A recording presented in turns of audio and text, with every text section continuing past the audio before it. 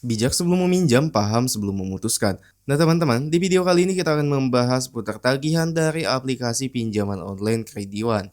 Khususnya mulai dari denda keterlambatan, kemudian cara penagihan, dan yang lainnya. Tapi perlu digarisbawahi bahwa tujuan pembuatan video ini bukanlah ajakan untuk galbay di aplikasi pinjol Krediwan ataupun aplikasi pinjol lainnya. Karena memang yang namanya hutang tetap hutang teman-teman. Dan kewajiban kita adalah melunasi hutang tersebut. Nah, jadi tujuan utama saya membuat video kali ini karena masih banyak sekali yang bertanya, "Bang, apa dampaknya kalau misalkan kita telat bayar di aplikasi Krediwan?" Nah, jadi bukan untuk galbay teman-teman. Jadi situasinya memang kita betul-betul tidak ada uang untuk membayar tagihan tersebut pada waktunya. Nah, disitulah terjadinya banyak kekhawatiran. Karena tentu saja di saat tagihan sudah jatuh tempo, pastinya kita akan ditekan untuk segera membayar tagihan tersebut. Nah, dalam situasi seperti itulah, kalau misalkan teman-teman tidak bijak dalam mengambil keputusan, pastinya akan ada aja bisikan untuk mengajukan pinjaman di pinjol lain, atau artinya gali lubang tutup lubang teman-teman.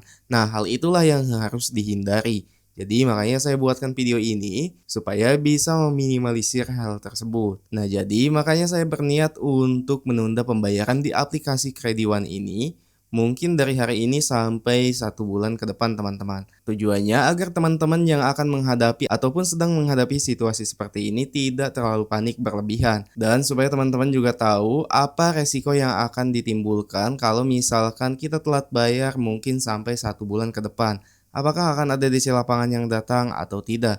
Kemudian apakah akan masuk ke slik OJK atau tidak? Nanti kita akan bahas di video selanjutnya.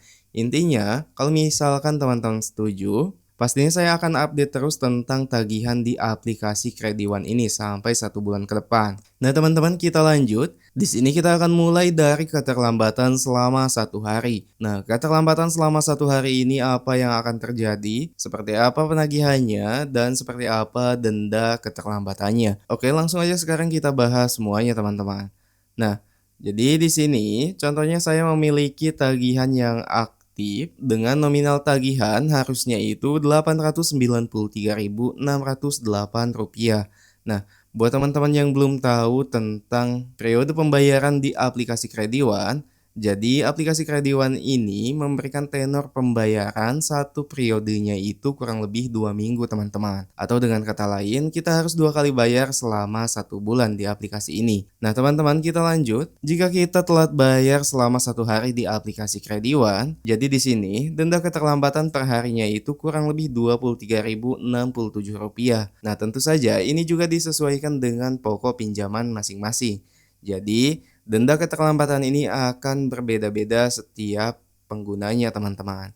Tergantung dengan berapakah jumlah pinjaman yang kita ambil sebelumnya. Nah, kalau dihitung-hitung, denda keterlambatan ini kurang lebih 0,4% per hari dari total pinjaman pokok teman-teman. Jadi teman-teman tinggal sesuaikan aja dengan pinjaman pokoknya masing-masing. Oke, selanjutnya bagaimana penagihan di aplikasi Krediwan ini?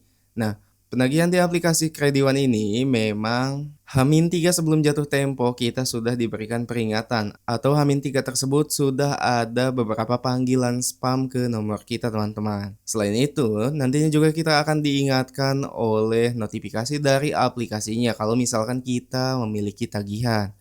Kemudian, di saat kita mengalami keterlambatan pembayaran selama 1 hari, nah frekuensi untuk penagihannya itu akan semakin meningkat teman-teman. Jadi, selain ke panggilan telepon seluler, panggilan WA, pesan WA, dan bahkan sampai ke kondar yang kita cantumkan teman-teman. Jadi, yang saya alami, mereka itu menagih ke kondar yang kita cantumkan agar kita segera membayar tagihan tersebut. Nah, apakah Krediwan sebar data keluar kondar?